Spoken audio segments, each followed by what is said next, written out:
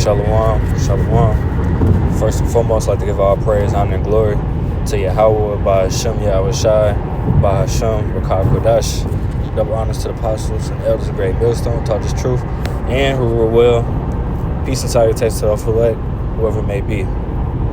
This is the brother Yahawashi from the branch of Great Millstone here in Gary. This can be another quick in transit on my way to the gig once again. And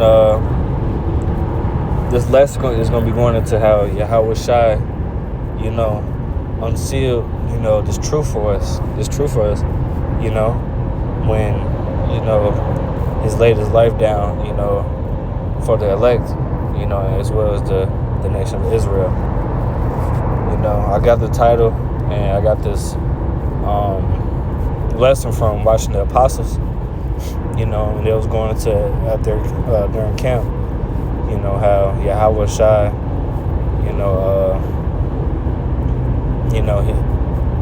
he had Daniel, which I'm going to get right now. He had Daniel, Yahawashi had Daniel seal up the book until the time of the end, and we're in that time now, so that's why, we got this truth, and that's why we understand completely, this book, So let's get this started. Lord willing, this lesson is edifying. This is Daniel 12:4. It says, "But thou, O Daniel, shut up the words and seal the book, even to the time of the end. Many shall run to and fro, and knowledge shall be increased."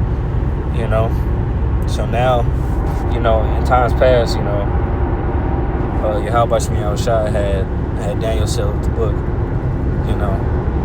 to the time of the end, which the scripture just said. And what does sealing the book do? It makes sure that, like, they gave an example. It was like, what does a king do when he's trying to send, another king or another kingdom information? They write their seal, over the envelope or the scroll, and only one man can open it. And in this sense, that one man was Yahawashi, which I'm going to get in Revelations 5.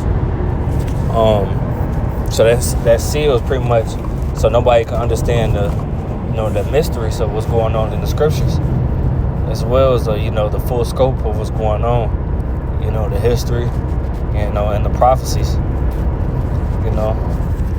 Let's get this Revelations 5.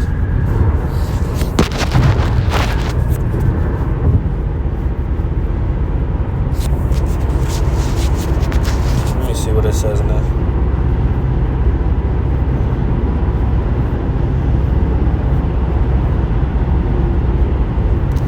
Nah, I wasn't what I was going to get, but let's get this started. Revelations 5, starting at verse 1. It says, "And I saw," almost at my exit, "and I saw the right hand of him that sat on the throne, a book written within, and on the backside sealed with 7 seals." So the book was locked up, that you couldn't fully interpret what was going on in this book. It says, "And I saw a strong angel proclaiming with a loud voice, who was worthy to open the book and to loose the seals thereof. And no man in heaven, nor on earth, neither under the earth, was able to open the book, neither to look thereupon." So we couldn't, it was the only person that could open this book was Yahawashi.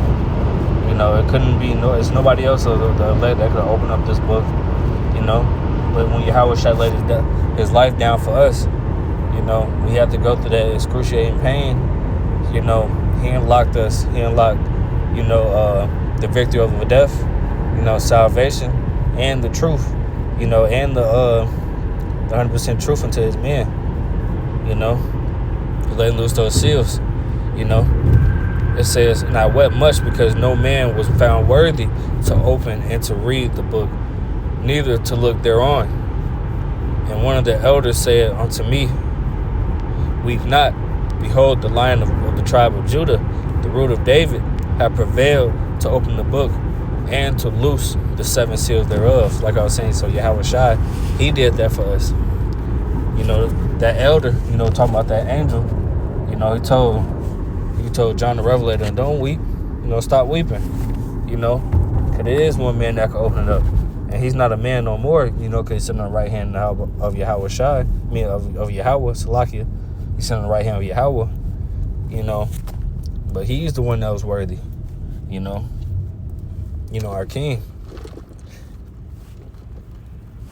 And that was the point I wanted to get right there.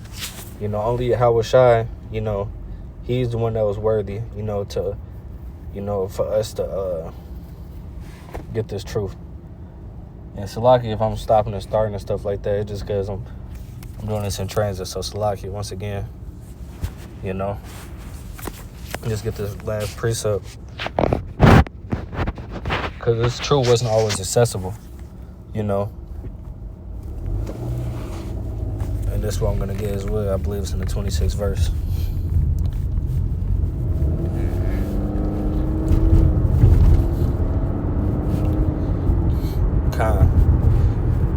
Colossians 1 and verse 26, it says, even the mystery which has been hid from ages and from generations, but now is made manifest to his saints.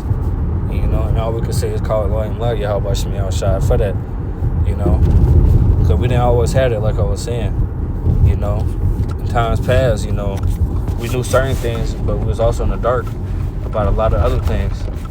But when Yahawashi,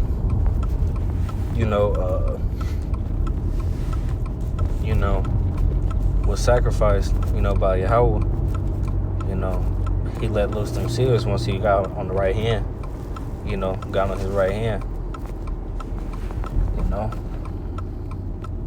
And then it was mighty too.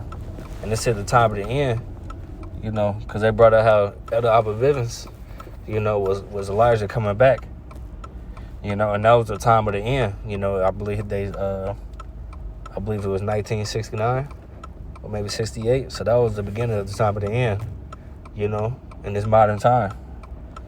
You know, of course, it was during the time when Yahawashi, you know, was on the scene.